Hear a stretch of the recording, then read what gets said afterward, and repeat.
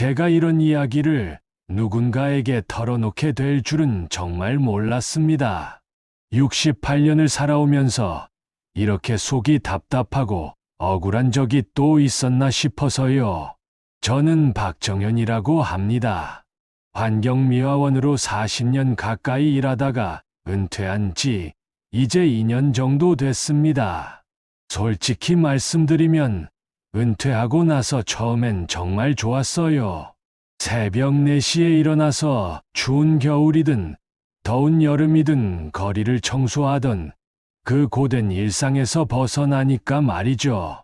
아침에 늦게 일어나서 커피 한 잔 마시고 공원에서 산책도 하고 저녁에는 소주 한두 잔 하면서 텔레비전 보는 게 그렇게 행복할 수가 없었습니다. 그런데 언제부터인가 집안 분위기가 이상해지기 시작했어요. 아들 준혁이와 며느리 서영이가 저를 보는 눈빛이 예전 같지 않더라고요.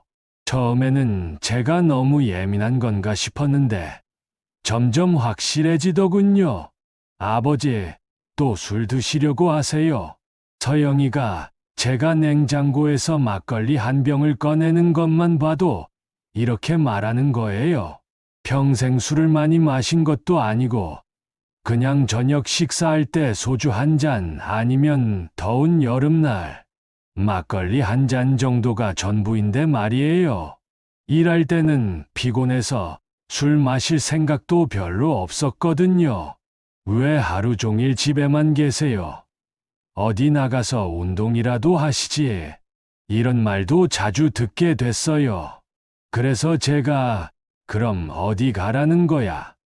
하고 물으면 그건 아버지가 알아서 하셔야죠 라고 대답하더라고요. 참 이상한 일이었어요. 은퇴한 사람이 집에 있는 게 그렇게 이상한 일인가 싶어서요. 정말 답답한 건 제가 뭘 해도 잔소리가 나온다는 거였어요.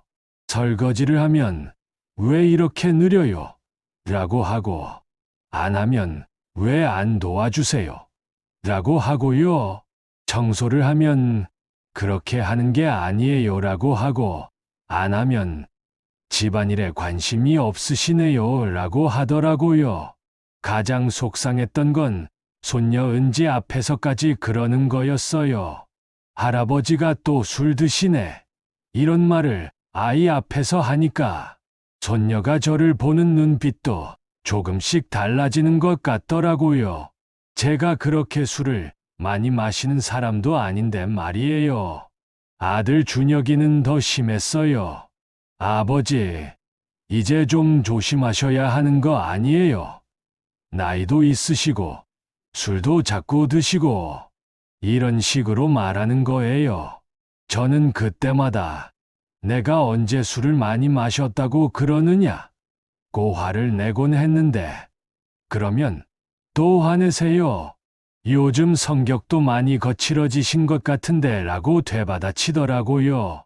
사실 저도 모르게 화를 자주 내게 된 건 사실이에요. 하지만 그게 술 때문이 아니라 매일매일 듣는 잔소리와 눈치 때문이었거든요. 40년 넘게 성실하게 일하고 가족을 위해서 밤낮 없이 일했던 제가 이제 와서 이런 대접을 받아야 하나 싶어서 속상하고 화가 나는 거였어요. 그런데 어느 날부터인가 서영이가 제 술병을 몰래 확인하는 걸 봤어요. 냉장고 안에 소주병은 몇 병 뒀는지 이런 걸 체크하더라고요. 뭐 하는 거야? 라고 물어봤더니 그냥 정리하려고요 라고 대답했는데 뭔가 이상하다는 생각이 들었어요. 준혁이도 마찬가지였어요. 제가 약국에서 사온 소화제나 혈압약 같은 것들을 자꾸 확인하더라고요. 아버지, 약은 제대로 드시고 계세요? 하면서 말이에요. 저는 평생 약도 별로 안 먹고 건강하게 살아온 사람인데 갑자기 왜 이렇게 약에 관심을 보이나 싶었어요. 가장 이해할 수 없었던 건 제가 외출하고 돌아오면 집안 곳곳에 작은 카메라 같은 게 설치되어 있더라는 거예요. 이게 뭐야?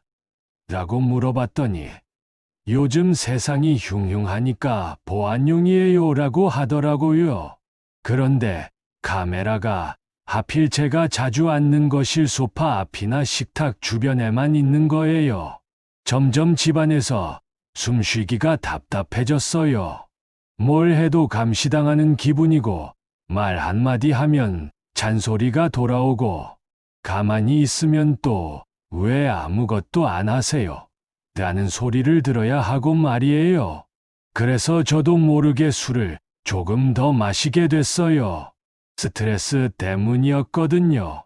그런데 그런 모습을 본 아들과 며느리는 더욱 심하게 저를 몰아붙이기 시작했어요. 봐요. 역시 술 때문에 성격이 이상해지신 거 맞잖아요. 라고 하면서요. 정말 억울했어요.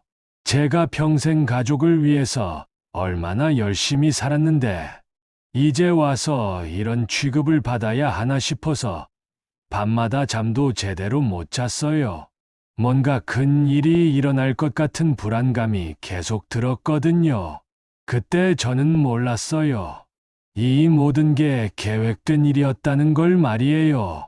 제가 겪고 있는 이 모든 스트레스와 감시, 그리고 점점 늘어가는 음주가 모두 저를 함정에 빠뜨리기 위한 계획의 일부였다는 걸요. 제 인생에서 가장 믿었던 사람들이 저를 배신하고 있었다는 사실을 그때는 꿈에도 몰랐답니다. 지금 생각해보니 그때부터 이미 징조가 있었어요. 제가 너무 순진했던 건지 아니면 자식을 믿는 마음이 너무 컸던 건지 모르겠지만 정말 상상도 못했거든요. 제 친아들이 저를 이렇게까지 할 줄은요. 어느 날 우연히 준혁이와 서영이가 거실에서 조용히 대화하는 소리를 들었어요. 화장실을 다녀오는 길에 복도에서 들은 건데 처음에는 그냥 부부간의 대화려니 했어요. 그런데 제 이름이 나오더라고요. 아버지 상태가 점점 심해지는 것 같아. 어떻게 해야 할까? 서영이가 말하는 거예요.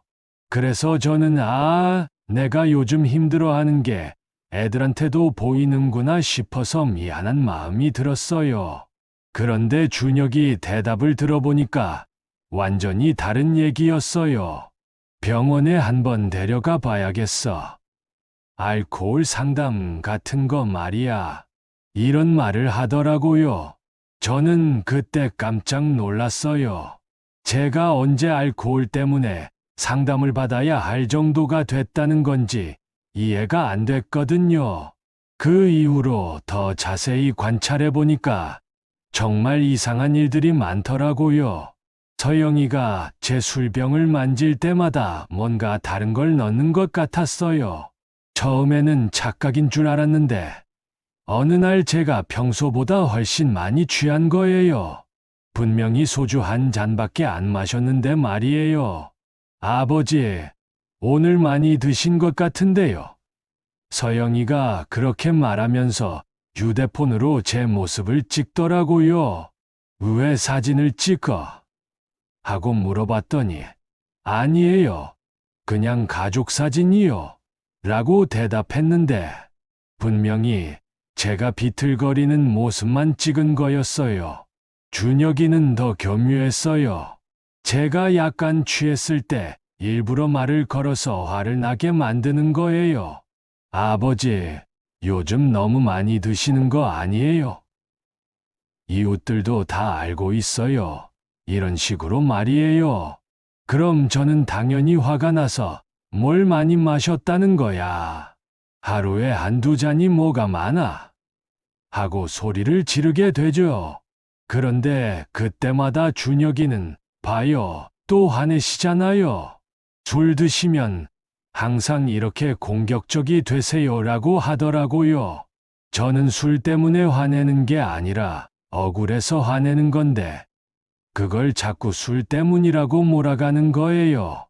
가장 충격적이었던 건 어느 날 제가 외출했다가 일찍 돌아왔을 때였어요.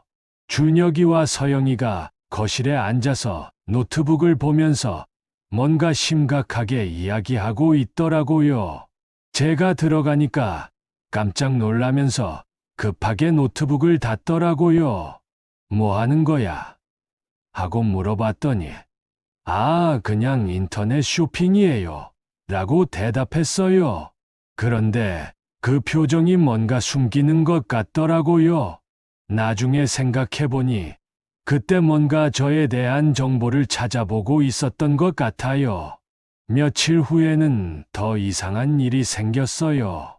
제가 평소에 먹던 혈압약이 바뀌어 있더라고요. 왜 약이 바뀌었지? 하고 물어봤더니 서영이가 병원에서 더 좋은 걸로 바꿔줬다고 했어요. 라고 하더라고요. 그런데 그 약을 먹고 나면 평소보다 머리가 더 어지럽고 속도 메스꺼웠어요.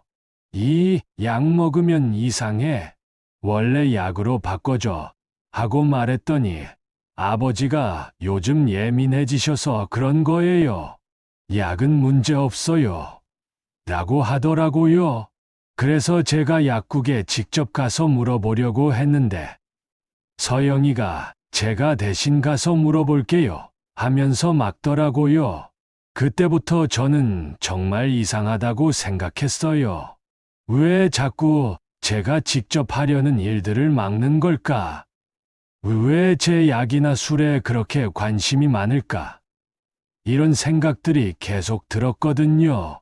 더 무서웠던 건 동네 사람들이 저를 보는 눈빛이 달라진 거예요.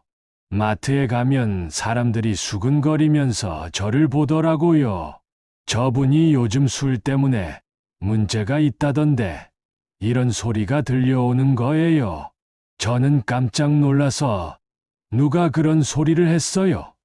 하고 물어봤는데 사람들은 그냥 피하기만 하더라고요. 나중에 알고 보니 서영이가 동네 사람들에게 제 얘기를 하고 다닌 거였어요. 시아버지가 요즘 술 문제가 심해져서 걱정이에요. 병원에 모시고 가야 할 것 같아요. 이런 식으로 말이에요. 저는 그런 사실도 몰랐거든요. 어느 날은 준혁이가 갑자기 아버지 병원에 한번 가보시는 게 어떨까요?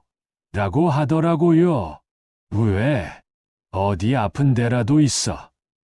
하고 물어봤더니 건강검진도 받을 겸 해서요. 특히 간이나 이런 쪽을 한번 봐야 할 것 같아요. 라고 하더라고요. 그때는 정말 순진하게 생각했어요. 아, 애들이 내 건강을 걱정해 주는구나 싶어서 고마운 마음까지 들었거든요. 그래서, 그래, 그럼 한번 가볼까? 하고 대답했어요. 그런데 준혁이가 병원 예약을 잡으면서 하는 말이 이상했어요. 아버지, 의사 선생님이 물어보시면 솔직하게 대답하세요. 술 얼마나 드시는지, 언제부터 드셨는지, 이런 거 말이에요. 저는 뭘 솔직하게 말해. 나는 별로 안 마시는데, 했더니, 아버지가 생각하시는 것보다 많이 드실 수도 있어요. 라고 하더라고요. 그 순간 저는 뭔가 이상하다는 걸 확실히 느꼈어요.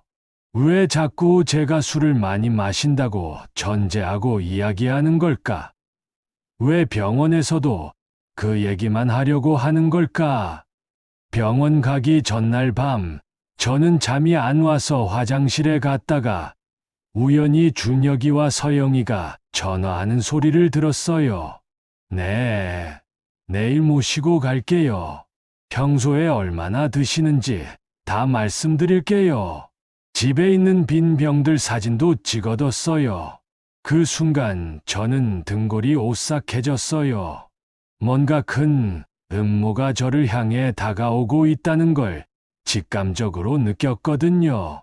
하지만 그때까지도 설마 제 친아들이 저를 해치려고 할 거라는 생각은 못했어요. 단순히 저를 걱정해서 하는 일이겠거니 했죠. 지금 생각해보면 그때가 마지막 기회였어요. 제가 조금 더 의심하고 조금 더 조심했더라면 이런 일을 당하지 않았을 텐데요. 하지만 자식을 의심한다는 게 그렇게 쉬운 일은 아니잖아요.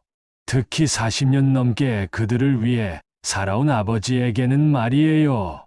그날 아침을 저는 평생 잊을 수 없을 것 같아요. 정말 제 인생에서 가장 끔찍하고 절망적인 하루였거든요. 아직도 그때 일을 생각하면 가슴이 답답하고 숨이 막힐 것 같아요. 준혁이가 아버지, 병원 갈 시간이에요 라고 하면서 제 방에 들어왔는데 뭔가 결심을 단단히 한 것 같은 차갑고 단호한 얼굴이었거든요. 그때 저는 이상한 예감이 들었어요. 준혁아, 오늘 꼭 가야 하나? 몸이 좀 안 좋은데. 하고 말했더니 아니에요, 아버지. 오늘 꼭 가셔야 해요. 예약도 다 잡아놨고요. 라고 하더라고요. 목소리는 강압적인 느낌이 있었어요. 차를 타고 병원으로 가는 길에 저는 계속 불안했어요. 서영이도 따라왔는데 둘 다 말이 없고 분위기가 너무 무거웠거든요. 어디 병원이야? 하고 물어봤더니 종합병원이에요 라고만 대답하더라고요. 그런데 도착한 곳을 보니까 제가 생각했던 일반 종합병원이 아니었어요. 건물 입구에 정신건강의학과 전문병원이라고 쓰여 있는 거예요. 저는 그때 정말 당황했어요. 야, 여기가 어디야? 왜 정신과 병원에 왔어? 하고 물어봤더니 준혁이가 아버지, 알코올 상담 받으러 온 거예요. 여기가 그런 치료 전문병원이에요 라고 하더라고요. 저는 그제서야 뭔가 심상치 않다는 걸 느꼈어요. 병원 안으로 들어가면서도 계속 나는 알코올 상담 같은 거 필요 없어. 집에 가자고 말했는데 준혁이와 서영이가 제 팔을 양쪽에서 붙잡고 놓아주지 않더라고요. 아버지, 일단 상담만 받아보세요. 금방 끝나요 라고 하면서요. 접수대에서 간호사가 서류를 보면서 보호자분들이 미리 연락 주신 분이시네요 라고 하는 소리를 들었어요.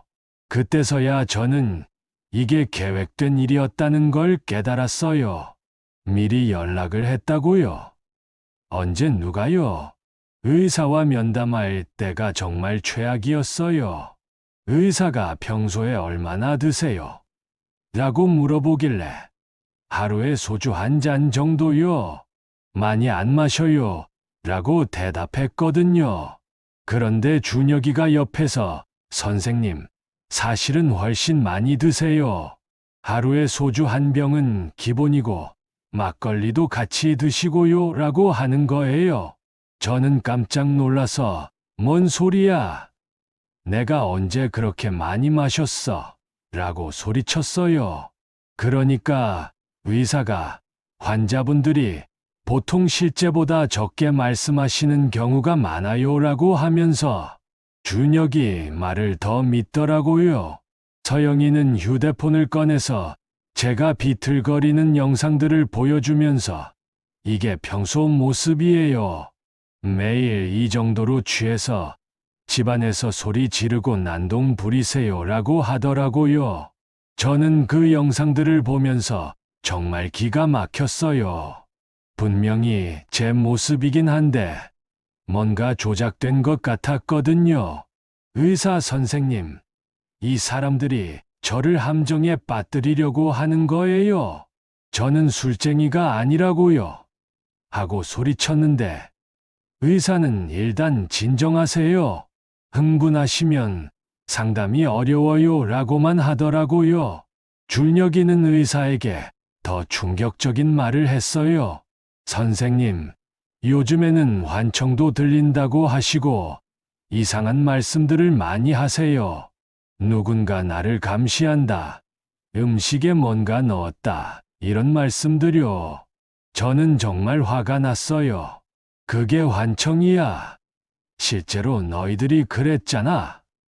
카메라 설치하고, 약 바꾸고, 하고 외쳤는데, 의사와 간호사들은 그냥 제가 정신 이상자인 것처럼 바라보더라고요. 의사가 일단 며칠 입원해서 정확한 진단을 받아보시는 게 좋겠어요. 알코올 의존증과 함께 다른 증상들도 보이고 있어서요. 라고 하는 걸 듣고 저는 정말 절망했어요. 입원? 내가 왜 입원을 해야 해요? 나는 아무 문제 없어요. 하고 소리쳤는데 준혁이가 아버지 치료받으시는 게 좋아요. 집에서는 계속 드실 테니까요. 라고 하더라고요. 그때부터 정말 악몽이 시작됐어요. 간호사들이 와서 제 팔을 붙잡고 병실로 끌고 가는데 저는 계속 나는 미치지 않았어요. 내 말을 들어봐요. 라고 외쳤어요. 하지만 아무도 제 말을 믿어주지 않더라고요. 병실은 정말 감옥 같았어요. 창문에는 철창이 있고 문은 밖에서만 열 수 있게 되어 있더라고요. 제가 왜 문을 잠그는 거예요? 나는 환자가 아니라고요. 라고 소리쳤는데 간호사는 안전을 위해서예요. 며칠 지나면 괜찮아지실 거예요. 라고만 하더라고요. 전날 밤이 정말 끔찍했어요. 억울함과 분노, 그리고 배신감 때문에 한잠도 못 잤거든요. 제가 평생 믿고 사랑했던 아들이 저를 이렇게 함정에 빠뜨렸다는 사실이 믿어지지 않았어요. 다음 날부터는 더 심한 치료가 시작됐어요.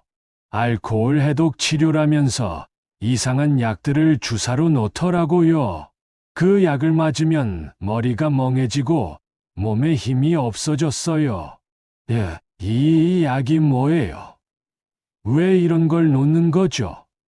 하고 물어봤더니 간호사가 해독 치료약이에요. 술을 끊으시려면 필요한 거예요. 라고 하더라고요. 저는 나는 술쟁이가 아니라고요. 라고 계속 말했는데 아무도 들어주지 않았어요. 병원 안의 다른 환자들도 대부분 진짜 정신병을 앓고 있는 사람들이었어요. 그 사람들과 같은 공간에 있다는 것 자체가 저에게는 큰 충격이었어요. 내가 왜 여기 있어야 하지? 나는 정상인데. 라는 생각만 계속 들었거든요. 준혁이와 서영이가 면회를 왔을 때 저는 정말 마지막 희망을 가지고 호소했어요. 제발 나를 여기서 꺼내줘. 나는 정말 문제 없어. 이 모든 게 오해야. 라고 말이에요. 그런데 준혁이가 하는 말이 정말 차가웠어요. 아버지, 여기서 제대로 치료받으세요. 집에 돌아가시려면 완전히 나으셔야 해요. 서영이도 시아버지가 건강해지시면 언제든 모셔갈게요. 라고 하더라고요. 그 순간 저는 완전히 절망했어요. 이 사람들이 정말로 저를 여기 가두려고 한다는 걸 확실히 느꼈거든요. 제가 아무리 정상이라고 억울하다고 외쳐도 소용없다는 걸 알았어요. 밤마다 저는 눈물을 흘렸어요. 68년을 살면서 이렇게 절망적이고 외로웠던 적은 없었거든요. 평생 가족을 위해 열심히 살았는데 이제 와서 이런 대접을 받아야 하나 싶어서 정말 죽고 싶을 정도였어요. 그때 저는 정말 몰랐어요. 이 모든 계획이 제 재산을 노린 것이었다는 걸요. 그리고 곧 진실을 알아줄 사람이 나타날 거라는 것도요. 하지만 그때는 그냥 절망만이 있었어요. 정말 신기한 일이에요. 제가 가장 절망적이었을 때 하늘에서 천사를 보내주신 것 같았거든요. 그분이 아니었다면 저는 지금도 그 병원에 갇혀 있었을지도 몰라요. 입원한 지 6개월 정도 됐을 때였어요. 병원에서 환자들을 위한 원예 치료, 봉사활동이 있었는데 그때 김미숙 선생님을 만났어요. 60대 초반쯤 되는 분이셨는데 정말 따뜻하고 친절한 분이셨거든요. 처음에는 저도 다른 환자들과 똑같이 보실 거라고 생각했어요. 하지만 미숙 선생님은 뭔가 달랐어요. 제가 꽃을 심으면서 혼잣말로 억울해 죽겠다. 나는 정상인데 라고 중얼거렸는데 다른 사람들은 그냥 지나쳤지만 미숙 선생님은 제 말을 유심히 들으시더라고요. 어르신, 무슨 일로 여기 계신 거예요?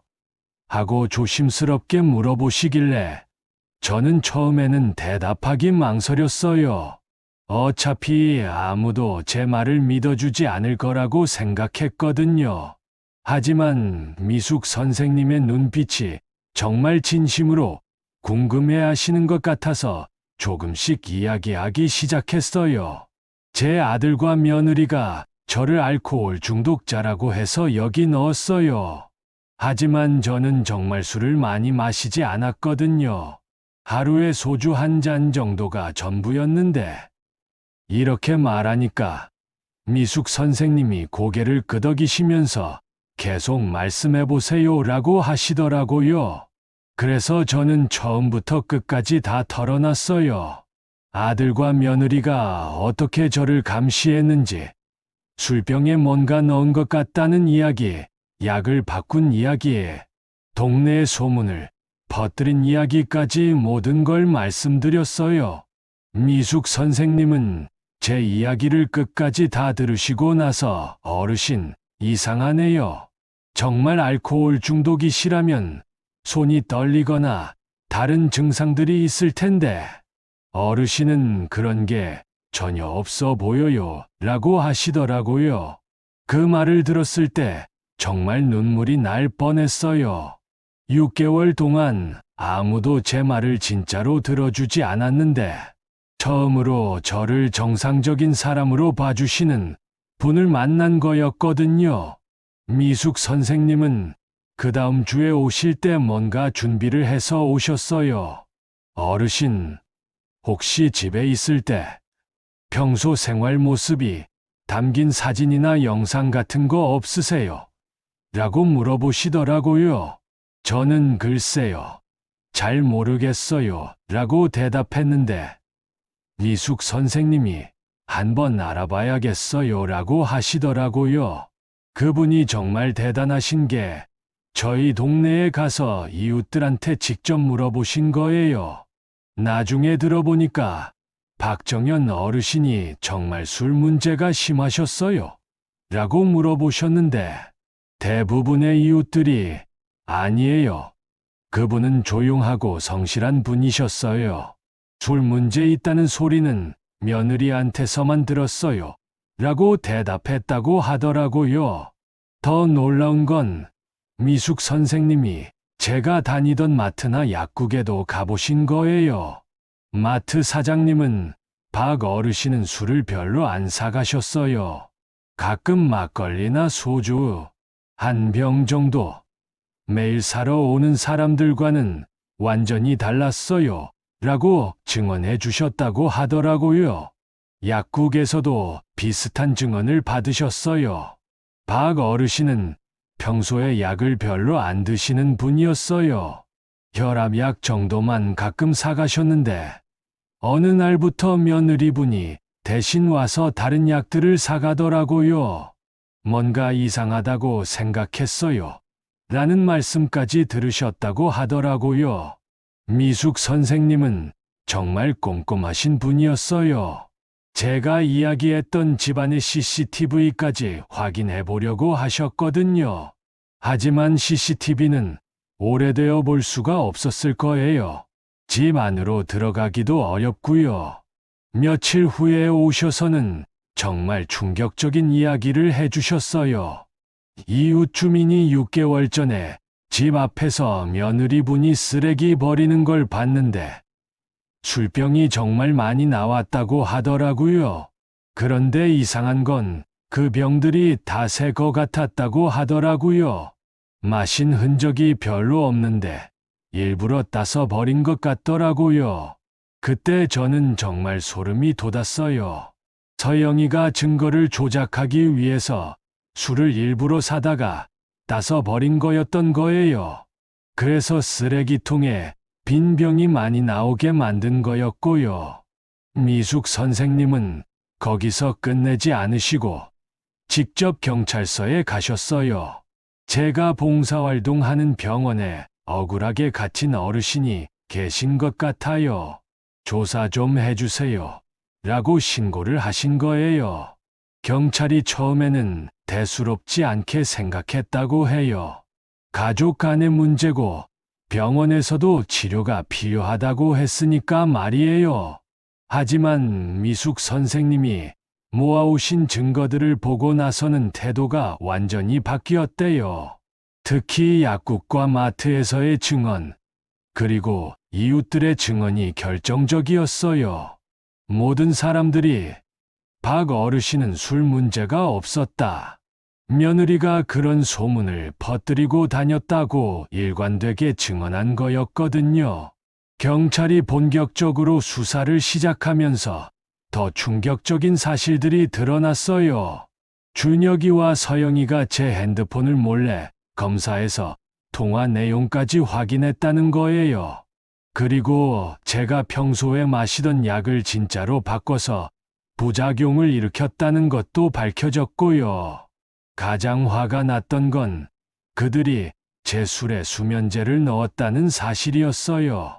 그래서 제가 평소보다 훨씬 많이 취한 것처럼 보이게 만들고 그 모습을 영상으로 찍어서 증거로 사용한 거였어요. 병원에서도 조사가 들어갔어요.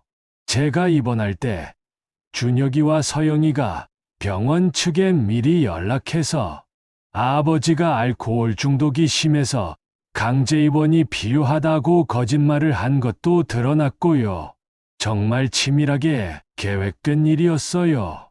저를 알코올 중독자로 만들어서 정신병원에 가두고 제 재산을 차지하려는 계획이었던 거예요. 만약 미숙 선생님을 만나지 못했다면 저는 정말로 평생 그 병원에 갇혀 있었을지도 몰라요. 경찰 조사 결과가 나오고 나서 병원에서도 환자에게 알코올 의존증 증상이 전혀 없다. 정상인이 억울하게 입원한 것 같다는 소견을 내놨어요. 그때서야 저는 정말로 자유가 가까워지고 있다는 걸 느꼈어요. 미숙 선생님이 마지막으로 면회 왔을 때 어르신, 곧 나가실 수 있을 거예요. 조금만 더 기다리세요라고 하시면서 제 손을 꼭 잡아주시더라고요. 그 순간 저는 정말 눈물이 터져 나왔어요. 절망 속에서 희망을 찾아주신 분, 아무도 믿어주지 않을 때 저를 믿어주신 분, 정말 평생 감사해도 모자랄 은인이에요. 정말 꿈만 같았어요. 제가 그 끔찍한 병원에서 나올 수 있다니, 진실이 밝혀질 수 있다니 말이에요. 경찰 조사가 끝나고 병원에서 퇴원 통지서를 받았을 때 저는 정말 하늘이 무너지는 줄 알았던 마음이 다시 살아나는 걸 느꼈거든요. 퇴원하는 날 아침, 미숙 선생님이 저를 데리러 오셨어요. 준혁이와 서영이는 경찰 조사를 받느라 바빠서 오지도 않더라고요. 아니, 사실은 올 면목이 없었겠죠. 자기들이 저지른 일이 다 드러났으니까요. 어르신, 이제 정말 자유예요. 미숙 선생님이 그렇게 말씀하시면서 환하게 웃어주시는데 저도 모르게 눈물이 주르륵 흘러내렸어요. 6개월 정도밖에 안 되는 시간이었지만 제게는 정말 평생 같았거든요. 집으로 돌아가는 길에 미숙 선생님이 그동안 있었던 일들을 자세히 설명해 주셨어요. 경찰이 준혁이와 서영이를 조사하면서 얼마나 치밀하게 계획된 일이었는지가 다 드러났다고 하더라고요. 가장 충격적이었던 건 그들이 제 재산을 이미 조사해뒀다는 거였어요. 집 문서, 은행 통장, 보험까지 다 확인해서 얼마나 되는지 계산해놨더라고요. 그리고 저를 정신병원에 장기간 입원시켜서 치매나 정신병 진단을 받게 만든 다음 법적으로 재산관리권을 가져오려고 했던 거예요. 정말 무서운 사람들이에요. 미숙 선생님이 그렇게 말씀하시면서 고개를 저으시더라고요. 어떻게 친아들이 아버지한테 이런 일을 할 수 있는지 이해가 안 가요. 집에 도착했을 때의 기분도 참 복잡했어요. 감옥 같은 곳에서 다시 돌아온 곳이 또 아들 며느리가 사는 집이라니. 그런데 집 안을 둘러보니까 더 화가 났어요. 제 방에서 개인 물건들이 다 뒤져져 있었거든요. 통장이며 서류며 심지어 제가 아끼던 사진들까지 다 찾아봤더라고요. 정말 철저하게 계획하고 준비했구나 싶어서 소름이 돋았어요. 며칠 후에 경찰서에서 연락이 왔어요. 준혁이와 서영이가 기소됐다는 소식이었어요. 사기죄, 강제감금죄, 그리고 노인학대죄까지 여러 가지 혐의로 말이에요. 재판이 시작됐을 때 저는 정말 복잡한 마음이었어요. 아무리 그래도 제 친아들인데 법정에서 마주 앉게 될 줄은 꿈에도 몰랐거든요. 하지만 진실은 밝혀져야 한다고 생각했어요. 법정에서 제가 증언할 때 준혁이와 서영이는 고개를 못 들더라고요. 제가 평생 이 아이를 위해서 살았는데 어떻게 이런 일을 할 수 있느냐고 말했을 때 준혁이가 조금 울먹이는 것 같았어요. 하지만 그것도 잠시였고요.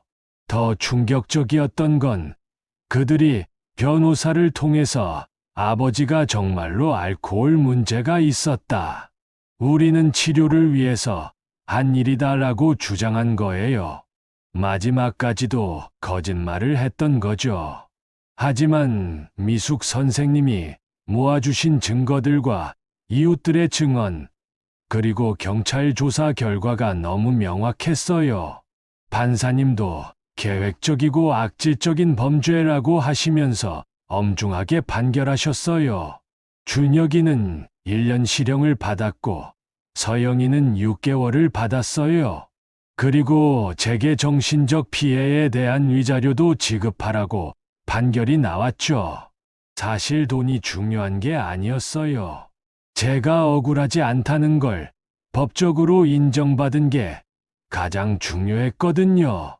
판결이 나고 나서 법정을 나올 때 준혁이가 저에게 다가와서 아버지 죄송합니다 라고 말하더라고요. 그때서야 진심으로 후회하는 것 같았어요. 하지만 저는 이제 너는 내 아들이 아니다 라고 말할 수밖에 없었어요. 너무 깊이 상처받았거든요. 그 후로 제 생활은 완전히 달라졌어요. 미숙 선생님이 계속 연락을 주시면서 안부를 물어봐 주시고 가끔 함께 산책도 하고 식사도 해요. 정말 고마운 분이세요. 그리고 놀라운 일이 있었어요. 손녀 은지가 저를 찾아온 거예요. 그동안 엄마 아빠가 할아버지가 아프셔서 병원에 계신다고만 말해줬는데 나중에 진실을 알게 되면서 너무 충격받았다고 하더라고요. 할아버지, 정말 죄송해요. 저도 몰랐어요. 은지가 울면서 그렇게 말할 때 저는 정말 마음이 아팠어요. 이 아이한테는 아무 죄가 없는데 이런 일에 휘말리게 됐으니까요. 괜찮다. 은지야, 내가 잘못한 게 아니잖아. 저는 그렇게 말해주면서 손녀를 꼭 안아줬어요. 적어도 이 아이만큼은 제 편이 되어줄 거라는 걸 알았거든요. 이제 저는 미숙 선생님과 은지와 함께 평온한 일상을 보내고 있어요. 아침에 일어나서 커피 한 잔 마시고 공원에서 산책하고 저녁에는 책도 읽고 텔레비전도 봐요. 예전에는 당연하다고 생각했던 이런 일상이 얼마나 소중한지 이제야 깨달았어요. 가끔 준혁이 생각이 날 때면 아직도 마음이 아파요. 아무리 그래도 제가 낳고 기른 아들인데 이렇게 완전히 등을 돌리게 될 줄은 몰랐거든요. 하지만 용서할 수 없는 일을 했으니까 어쩔 수 없죠. 대신 저는 미숙 선생님 같은 좋은 분들을 만났고 손녀와도 더 가까워졌어요. 그리고 무엇보다 제가 억울하지 않다는 걸 세상에 증명했어요. 그것만으로도 충분하다고 생각해요. 요즘 저는 햇살 좋은 날이면 공원 벤치에 앉아서 은지와 함께 책을 읽어요. 그 아이가 할아버지, 이 책 재미있어요 라고 말할 때면 정말 행복해요. 이런 평범한 행복이 얼마나 귀한 건지 이제야 알겠어요. 앞으로도 미숙 선생님과 은지와 함께 건강하게 살아갈 거예요. 그리고 혹시 저와 비슷한 억울한 일을 당하는 어르신들이 계시다면 절대 포기하지 말라고 말씀드리고 싶어요. 진실은 반드시 밝혀지거든요. 저처럼 말이에요.